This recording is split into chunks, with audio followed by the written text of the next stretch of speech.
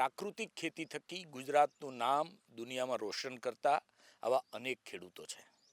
આજે અમે દાંતીવાડાના નાદોત્રા ગામમાં કરશનભાઈ માળીને ત્યાં છીએ. કરશનભાઈની અદ્ભુત ખેતી અને એ ખેતીનું જ્ઞાન તેઓએ પોતાના પૂરતું સીમિત નથી રાખ્યું. એ જ્ઞાનને વહેંચે છે. તેમની પાસેથી સંપૂર્ણ વિગતો મેળવી છે પ્રાકૃતિક ખેતી વિશે, એ ખેતી માટે સરકાર કઈ રીતે મદદરૂપ થાય છે એના વિશે, અને બીજા ખેડૂતો કેવી રીતે આ ખેતી કરી શકે, આ બધી જ વાતો આજે એમની સાથે કરવાના છીએ. કરશનભાઈ આજે આપણી સાથે ઉપસ્થિત છે. કરશનભાઈ, આપનું સ્વાગત છે ખેડૂત પોથીમાં. જય ગૌ માતા. જે ખેડૂત પોથીમાંથી તમે આવ્યા તે આપ સૌનો પણ અમારા મારુતિનંદન પ્રાકૃતિક કૃષિમાં આપણો ખૂબ ખૂબ અભિનંદન. તો જે સાહેબ તમે જે વાત કરી કે પ્રાકૃતિક ખેતીમાં સરકાર શું મદદ કરે છે, તો સાહેબ સરકારની મદદમાં તો આજે પ્રાકૃતિક ખેતીમાં ઘણી બધી મદદોના રૂપ થાય છે. કે જ્યારે જીવામૃતનું આપણે યુનિટ બનાવવાનું હોય તો આપણે 1,00,000 રૂપિયા, 60,000 રૂપિયા આપણે આત્મામાંથી પણ સરકાર દ્વારા આપણને મળે છે. પછી દેશી ગાય નિભાવવા માટે વર્ષના 10,800 રૂપિયા દેશી ગાય નિભાવવા માટે પણ આપે છે. પછી ખેડૂતો જો મોડલ ફાર્મ જો વસાવે તો 13,500 રૂપિયા આપણે મોડલ ફાર્મના આપે છે. અને આ પ્રકારે પણ સરકારશ્રીની ઘણી બધી યોજનાઓ પ્રાકૃતિક ખેતી કરતા ખેડૂતને પણ આપતી રહેલી છે. અને સરકારશ્રીનો ખૂબ ખૂબ આભાર આપણે જો માનીએ તો કે બધો જ આખા દેશમાં જે પ્રાકૃતિક ખેતી કરતા થાય, દેશી ગાય ખેતી કરતા થાય તો ખેતીનો ખર્ચ ઘટાડી અને ધરતી માતાને આપણે એક બચાવીએ, આપણું સ્વાસ્થ્ય બચાવીએ અને આપણો ખેતીનો ખર્ચ પણ ઘટી શકે. તો આ પ્રકારે જો બધા જ જો ખેડૂતો જો કદાચ ખેતી કરશે તો આપણે દવાખાને નહીં જવું પડે, લોકોને એમના શ્વાસની પણ બીમારીમાંથી પણ છુટકારો મળશે અને ખેતીનો સાહેબ ખર્ચ ઘટશે. અને કોઈ ખેડૂત મિત્રોને ખાસ મારી વિનંતી કે કોઈને ચિંતા કરવા જેવું નથી. કોઈ ખેતીમાં ઉત્પાદનમાં ફેર પડતો નથી. જો આપણે એને 5 એમથી ખેતી કરીશું પ્રાકૃતિક ખેતી કરતાં, તો 5 એમ જે ખેતી કરશું, જીવામૃત, ઘન જીવામૃત, બીજા અમૃત, આચ્છાદન, વાપસા, મિક્સ પાક. ને મિક્સ પાક ખરેખર કરવાથી તો સાહેબ ઘણો બધો ફાયદો થાય છે કે એક દળી સાથે 2 દળી, અને એકમાં ભાવ ના મળે તો બીજામાં સાહેબ ભાવ મળી શકે. અને એકબીજા ઉપર નિર્ભર, એટલે જે આપણે જો કઠોળ વાવ્યું હોય અને મગફળી વાવી હોય તો એની અંદર જો કઠોળ જો કદાચ વાયેલું હોય તો નાઇટ્રોજનની પણ એક ઉણપ પૂરી કરે છે. અને જે આપણે જે બહારથી ખાતરો લાવવાના હોય તો દેશી માતાના ગાયમાંના ઓતેડામાં 16 પ્રકારના પોષકો તત્વો સાહેબ ભરપૂર પ્રમાણમાં છે. કાર, ઓપર, ઝીંક, નાઇટ્રોજન, ફોસ્ફરસ, આયર્ન, જે બી આપણે જેટલું જોઈએ ને એટલું બધું ગાય માતાના ઓતડામાં એના ઝાણ દ્વારા અને ગૌશાણ દ્વારા મળે છે. એટલે અમને જો આપણા ભાઈ ગવર્નર આપણે આચાર્ય દેવવ્રતજી પણ ઘણી બધી પ્રેરણા આપણે આપે છે. અને એમને પણ ઘણી વખત કહે છે, સુભાષ પાલેકરજી અમારા જે ગુરુ હતા, પણ એ અમને ખૂબ બધું માર્ગદર્શન એમના તરફથી અમને મળેલું છે કે એક ગાયના 100 ગ્રામ ગોબરમાં 300 થી 500 કરોડ સૂક્ષ્મ જીવત બેક્ટેરિયા છે સાહેબ. અને એવું કહેવાય કે હર 20 મિનિટે તો મલ્ટીપ્લાય થાય છે. તો એ કેટલી માત્રામાં થાય, આપણે તો એક બેરલની અંદર 200 લીટરની અંદર 10 કિલો ગૌશાણ નાખવાનું હોય છે. તો એ થતાં આપણા જે ખેડૂતના મિત્રો હતા, જે અળસિયા કહેવાતા, અને અનેક પ્રકારના સૂક્ષ્મ જીવતો જે હતા, એ આપણે રાસાયણિક ખાતર દવાઓ નાખી અને મારી નાખેલા છે.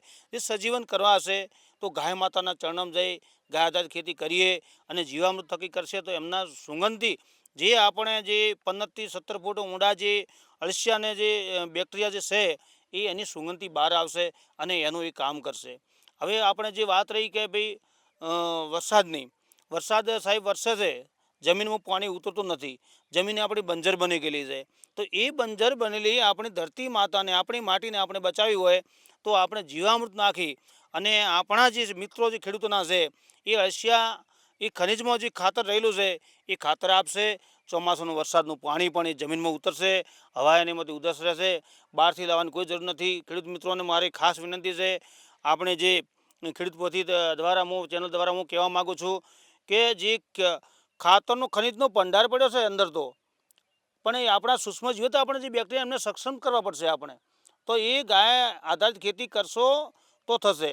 પછી આપણે જે કદાચ આપણે અમારો વિષય ખાસ શાકભાજીનો છે સાહેબ, તો ઘણી જગ્યા પર આપણે પણ જોઈ છે શાકભાજી ઊભી છે, તો એમાં જે અરખની જરૂર પડે, કોઈ ઈયળ છે, કોઈ લટ છે, સુસિયા જીવત છે, તો આપણે બ્રહ્માસ્ત્ર, નિમાસ્ત્ર, અગ્નિસ્ત્ર, 10 અરખ, આ બધું જ આપણે જે એની અંદર યુઝ કરે ને, તો એની અંદર બધું કંટ્રોલ થાય છે સાહેબ.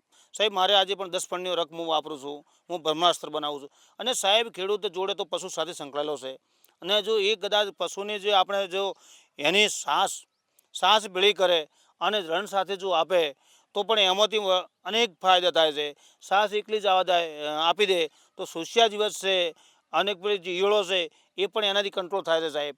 અને જે પ્રાકૃતિક ખેતી કરતા હોય એને તો કોઈ દવાની જરૂર પડતી નથી. જે પક્ષીઓ પરપક્ષી, એટલે કે આપણે જે પક્ષીઓ જે બહારથી આવતા હોય અને આપણા ખેતરમાં દવા છંટેલી ના હોય, તો એ ખેતરમાં જે આપણે ફૂંદી હોય તો એને અટચ કરીને ખાઈ જાય છે. તો એનાથી પણ ઈયળ બેળો ના થાય. તો આપણે ખરેખર એક વૃક્ષનું પણ એક રતન કરવું જોઈએ, એનું જતન થવું જોઈએ. વાડ ઝાડે તો દરેક ખેડૂતના ખેતરમાં ફરજિયાત હોવી જોઈએ. અને આ રીતે જો આપણે બધું સાચવી રાખીએ અને પ્રકૃતિના નિયમ મુજબને અને પ્રકૃતિ સાથે કોઈ છેડછાડ ના કરીએ, તો આપણા ખેડૂતોને ક્યારેય કંઈ વધો આવે એવું નથી. અને આ બધું નહીં કરશે તો આપણા વડીલે જે આપણે બાપ દાદા જે આપણે જમીન આપી, એ આપણા આવનાર પેઢીને નહીં આપી શકીએ. તો એ આપણે બે હાથ જોડીને મારી વિનંતી કે ખેડૂતો આપણે અહીંથી પાછા વળી જઈએ અને પ્રાકૃતિક ખેતી કરીએ અને આપણી ધરતી માતાને આપણે બચાવીએ. આપણે આવનાર પેઢીને, આપણા બાળકને, આપણા દીકરાને કે સારી આપણે જમીન આપીએ, એ પ્રકારે આપણે કામ કરીએ. હવે એક મહત્વનો સવાલ તમને કરવો છે. તમે કેટલા વીઘામાં પ્રાકૃતિક ખેતી મોડેલ ફાર્મ બનાવ્યું છે, અને એક મોડેલ ફાર્મ જે 1 વીઘાનું હમણાં 1 એકર કે 1 વીઘાનું, એમાં કેટલા પાક તમે એક સાથે લીધા છે, એની જરાક વાત કરો ને. હા, જે મારી જોડે 3 એકર જગ્યા છે. 3 એકરની અંદર મારે 1 એકરમાં મોડલ ફાર્મ છે. તો મોડલ ફાર્મમાં મેં બાગાયતે જે ફળ ઝાડ છે, એ 15થી 17 પ્રકારના છે. અને એની અંદર શાકભાજી 15થી 17 પ્રકારના શાકભાજી છે. એમાં જો મોડલ ફાર્મની અંદર જો બાગાયતી વાત કરીએ તો આપણે શેલડી, ફાલસા, ઓબા, નીંબુ, મોસંબી, સફરજન, ભાઈ જામફળ, સીતાફળ, આમળા, નારિયેળી, એવા અનેક પ્રકારના ઝાડ છે. અને શાકભાજીની જે વાત કરીએ તો અત્યારે પણ મગફળી પણ છે. અને મગફળીની અંદર શાકભાજી મરચાં છે, ચોળી છે, ગવાર છે, ડુંગળી પણ અત્યારે પણ છે, ટમેટા વાયા છે, ગલગોટા છે. આ બધા અલગ અલગ પ્રકારના પણ શાકભાજી પણ અંદર છે. અને જે મિક્સર વાવેતરમાં 110% સાથે હું કહું છું ખેડૂત મિત્રોને કે આવક સારામાં સારી થાય છે. એક બાજુ હું 2 એકરની જો ખેતી કરતો હોઉં ને એક બાજુ જે મોડેલ ફાર્મની અંદર મિક્સ ખેતી કરું, તો એના તોલે પણ આવી જાય છે. અને બીજા નંબરમાં ક્યાંક આપણે કદાચ ઉત્પાદન ઘટતું નથી, પણ ક્યાંક ઘટતું હોય તો આપણે એની અંદર ખર્ચો આપણે નહીં કરવાનો આવતો. અને એક સરકારશ્રીને પણ મારી એક આપણે ચેનલ દ્વારા એક વિનંતી કરું છું કે અમારે એક દોતીવાડા તાલુકામાં એક વેચાણ વ્યવસ્થાનું અમને કરી આપે, તો અમારા ખેડૂતો ત્યાં વેચી શકે અને ત્યાંના પણ સ્થાનિક લોકો પણ સારું ખાઈ અને એમનું સ્વાસ્થ્ય પણ બચાવી શકે. બિલકુલ સાચી વાત છે. ખેડૂત મિત્રોને એક આ જે છે ખેડૂત એ વિનંતી કરી રહ્યા છે સરકારને કે ભાઈ આ દાંતીવાડા વિસ્તારમાં જે પ્રાકૃતિક ખેતીના જે ઉત્પાદનો છે એના વેચાણની વ્યવસ્થા થાય. એક મહત્ત્વની વાત, એ ફાર્મ જે 1 એકરનું ફાર્મ છે, એમાં 18થી 20 પ્રકારના અલગ અલગ શાકભાજી, ફ્રૂટ્સ અને બધા જ રોપાઓ છે, અને બહુ જ સારી સ્થિતિમાં તમામ છે. એટલે જે સામૂહિક ખેતી કહી શકાય, અથવા તો એકસાથે વધુ પાકોની ખેતીથી ખૂબ ફાયદો તેમને લીધો છે. એક મહત્ત્વની વાત મારે તમને એ પૂછવી છે, કોલસાનો ઉપયોગ પ્રાકૃતિક ખેતીમાં કરવાનો પણ એક આપણે પ્રોજેક્ટ અહીંયા જોયો છે.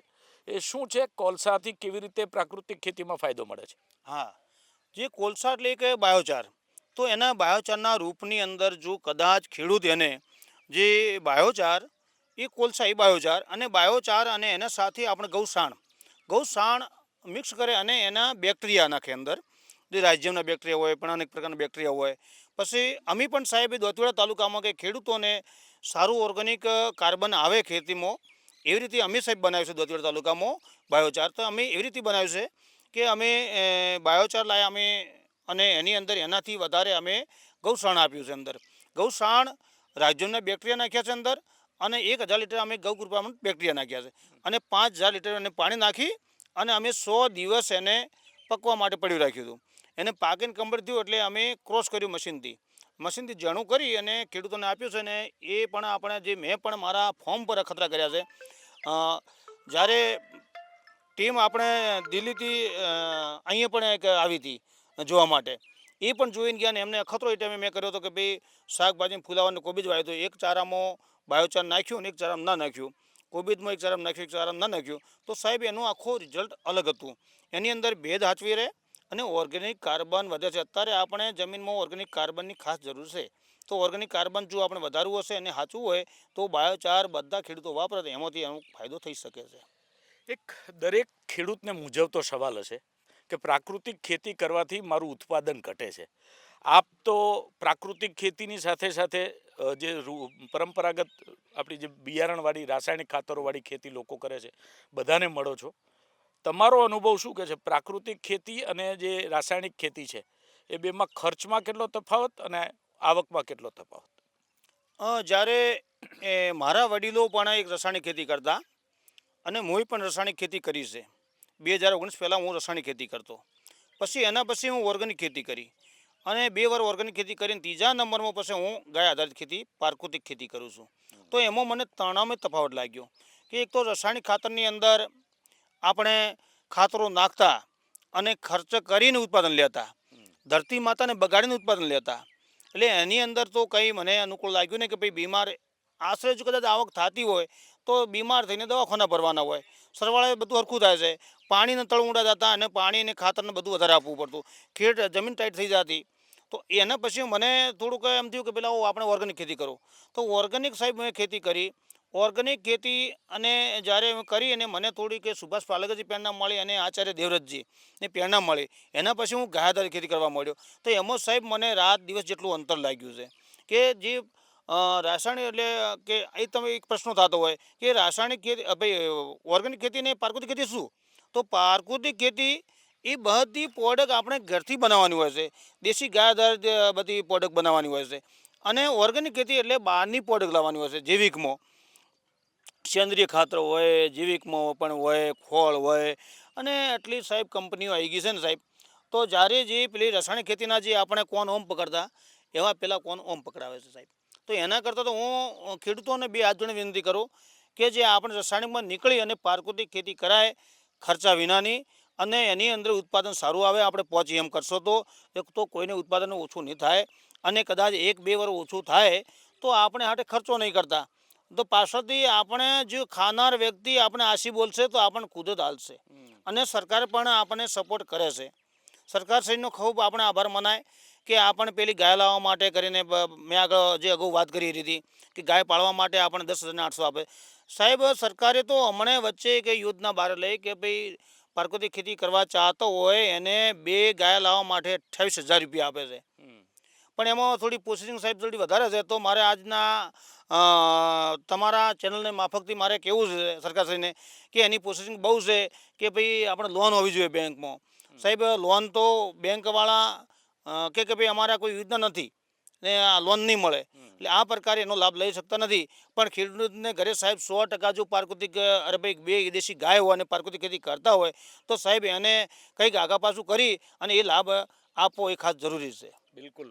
સરકાર લાભ તો આપે છે પણ આ જે પ્રાકૃતિક ખેતી કરવાની ઈચ્છા હોય અને ગાય માટે પણ લાભ આપવો જરૂરી છે. કરશનભાઈ ફક્ત પોતે ખેતી કરે છે એટલું નહીં, બીજા ખેડૂતોને પણ તેઓ ખેતરે જઈ એમને તાલીમ આપે છે, તૈયાર કરે છે. આ જે યોજના છે જેના અંતર્ગત તમે દાંતીવાડા કૃષિ યુનિવર્સિટી અને પ્રાકૃતિક ખેતીના આત્મા સાથે સંકળાઈ અને લોકોને પ્રાકૃતિક ખેતી શીખવી રહ્યા છો, એને કેટલો રિસ્પોન્સ છે ને કેવી રીતે એનો લાભ લઈ શકે? કોઈને પ્રાકૃતિક ખેતી થકી તમારા વિસ્તારમાં જોડાવવું હોય અથવા તો બીજા કોઈ વિસ્તારમાં જોડાવવું હોય તો કેવી રીતે જોડાઈ શકે? હા, જે પ્રાકૃતિક ખેતીમાં એમ તો એસપી એસોસિએશનનો હું તાલુકા સંયોજક છું દોતીવાડા તાલુકામાં. અને આત્મા સાથે મેં દોતીવાડા તાલુકાના અમારા સાહેબ 57 ગામ છે, 44 પંચાયતમાં 57 ગામ છે ને, તો કંઈ બાકી નહીં રહ્યું કે હું ત્યાં ખેડૂતને પ્રેરણા આપવા નહીં ગયો. હું ટ્રેનર માસ્ટર તરીકે હું કામ કરું છું આત્મામાંથી કામ કરશું ને આત્માવાળા અને અત્યારે તો સરકાર સરીએ એક બોર્ડ પણ એક બહાર પાડ્યું નેચરલી ફાર્મિંગ બોર્ડ. આ બોર્ડવાળા બહુ સતત મહેનત કરે છે, આત્માવાળા કરે છે અને CRP તરીકે અને ટ્રેનર માસ્ટર તરીકે પણ હું કામ કરું છું. મને પણ યુનિવર્સિટીમાં CRP તરીકે રાખેલો છે. તો સાહેબ હું પણ ગામે ગામે જઈ અને ખેડૂતોને પ્રેરણા આપું અને ખેડૂતો પણ અત્યારે અમારા દોતીવાડા તાલુકાના ઘણા ખરા પણ સાહેબ પ્રાકૃતિક ખેતી કરવામાં વળ્યા છે. નહીં, એ તો એ સમજી ગયો, પણ કોઈ વ્યક્તિ આજે ધારો કે હું એક વ્યક્તિ છું અને મારે આત્મા સાથે જોડાઈ અને પ્રાકૃતિક કૃષિ બોર્ડ સાથે જોડાઈને પ્રાકૃતિક ખેતી કરવી છે અને સરકારી યોજનાનો લાભ લેવો છે. હું એક સામાન્ય ખેડૂત છું અને આ યોજનાઓ સાથે અને પ્રાકૃતિક ખેતી સાથે જોડાવું છે, તો હું કેવી રીતે જોડાઈ શકું? હા, જે આપણે હર કોઈ ખેડૂતને પેલું હોય જ છે કે ભાઈ હવે અમારે પ્રાકૃતિક ખેતી કરવી છે ને આત્મામાં જોડાવવું છે. કેવી રીતે જોડાવવું? તો જે ખેડૂતને આપણે પહેલાં તો આત્માનું એક ગ્રુપ બનાવવું પડે છે. એક ગ્રુપ આપણે 10 થી 15 લોકોનું ગ્રુપ ગામ દીઠ બનાવવું પડે છે અને એક ગ્રુપ દ્વારા ખેડૂતોને લાભ મળતા હોય છે. અને આત્મા દ્વારા અલગ અલગ જગ્યા પર પેરના પ્રવાસ હોય, જિલ્લા અંદરનો પ્રવાસ હોય, એ રીતે બધા જ આત્માવાળા બસ દ્વારા લોકોને પ્રાકૃતિક ખેતી કરતા હોય ત્યાં ખેડૂતોને લઈ જાય છે અને ત્યાં લેગીને પણ સમજાવે છે કે ભાઈ આ બધું નેચરલી છે અને આવી રીતે કરો. અને અમે ખેડૂત જોડે ખેડૂત બેસે તો ખેડૂતનો થોડો વિશ્વાસ બંધાય છે અને ખેડૂત આમાં ધીરે ધીરે વળ્યા છે. એટલે આત્માનો પછી અમે પણ ઘણી વખત અમારા પ્રવચનની અંદર અમે કહેતા હોય ખેડૂતોને કે ભાઈ તમે વળો તો આપણે ગાય નિભાવવા માટે પાળવા માટે પણ સરકારે આપણે 10,800 રૂપિયા આપે છે. પછી આપણે મોડલ ફોર્મ બનાવવા માટે પણ આત્મામાંથી આપણને પૈસા આપે છે. એમ કરીને ખેડૂતોને થોડો થોડો સરકારી પણ લાભ મળતો હોય છે અને ખેડૂત પણ એમાં આવવા લાગ્યા છે. એટલે અમને ખેડૂતોને પર અમે એક સાથે ખેડૂત નહીં વળી શકે સાહેબ, પણ એને થોડો થોડો જે 5 એકર હોય તો એકરમાં કરો, વીઘામાં કરો, પોતાનું પૂરતું કરો, તમને સારું લાગશે.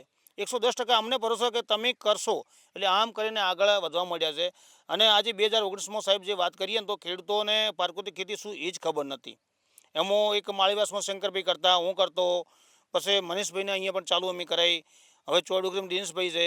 એમ તો કેટલાય બધા સાહેબ ખેડૂતો હવે ચાલુ થઈ ગયા છે થોડું થોડું કરવા માટે કરીને. આ રીતે પ્રકારે સાહેબ ખેડૂતો પ્રાકૃતિકમાં આવી શકે. કરશનભાઈ માળી જેઓ એક મારુતિ નંદન પ્રાકૃતિક ફાર્મ અહીંયા ચલાવી રહ્યા છે અને એને બીજા ખેડૂતોને એમાંથી પ્રેરણા પણ આપી રહ્યા છે. કરશનભાઈની જે ખેતી છે અને એ આખી સિસ્ટમ આજે અમે તમને જે બતાવી રહ્યા છીએ, દરેક વસ્તુ પ્રાકૃતિક ખેતીને આધુનિક રીતે કઈ રીતે કરી શકાય તે સમજણ આ ફાર્મ પરથી મળે છે. અને આવી જ રીતે પ્રાકૃતિક ખેતી તરફ વળ્યા વગર હવે છૂટકો નથી, કારણ કે આજે નહીં તો કાલે જો જમીન બચાવવી હશે, જમીન બગડતી બચાવવી હશે અને ફરી પાછું એ જ આરોગ્ય સાથેનું જીવન જીવવું હશે તો પ્રાકૃતિક ખેતી એ જ માત્ર આધાર છે. કેમેરા પર્સન મેહુલ રાઠોડ સાથે વિનોદ દેસાઈ, ખેડૂત પોથી,